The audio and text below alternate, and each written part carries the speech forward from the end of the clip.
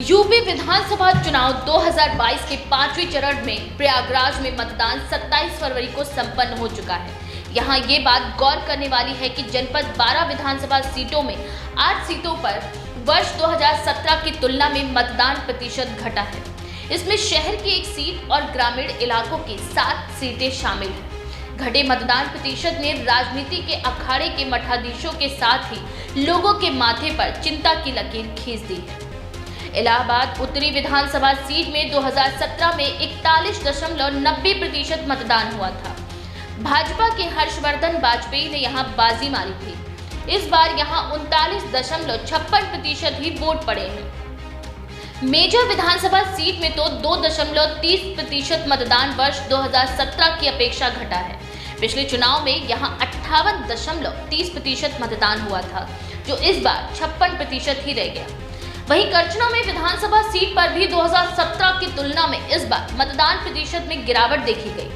पिछले चुनाव में 59.92 और इस बार 57% ही लोगों ने अपने मताधिकार का प्रयोग किया।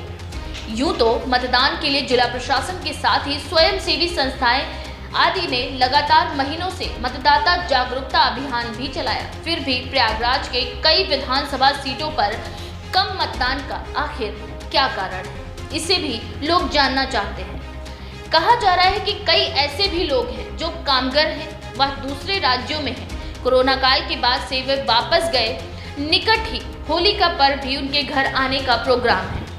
ऐसे में वह यहाँ मतदान नहीं कर सके। वहीं मतदाता सूची में नाम न होना भी एक कारण हो सकता है। काफी लोगों की शिकायत भी आई है कि मतदाता सूची में उनका नाम काट दिया गया।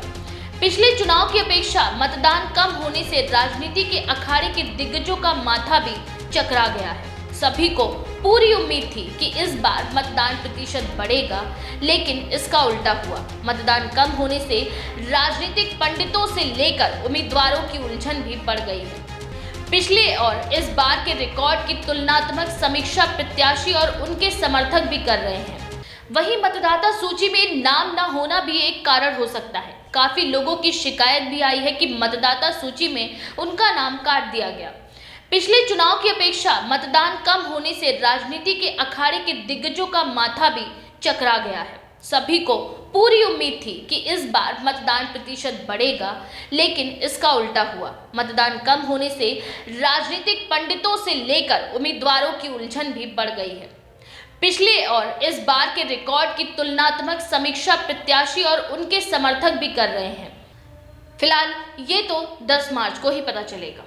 ऐसी ही ताज़ा तरीन खबरों के लिए बने रहिए हमारे साथ, देखते रहिए लाइव इंडिया न्यूज़।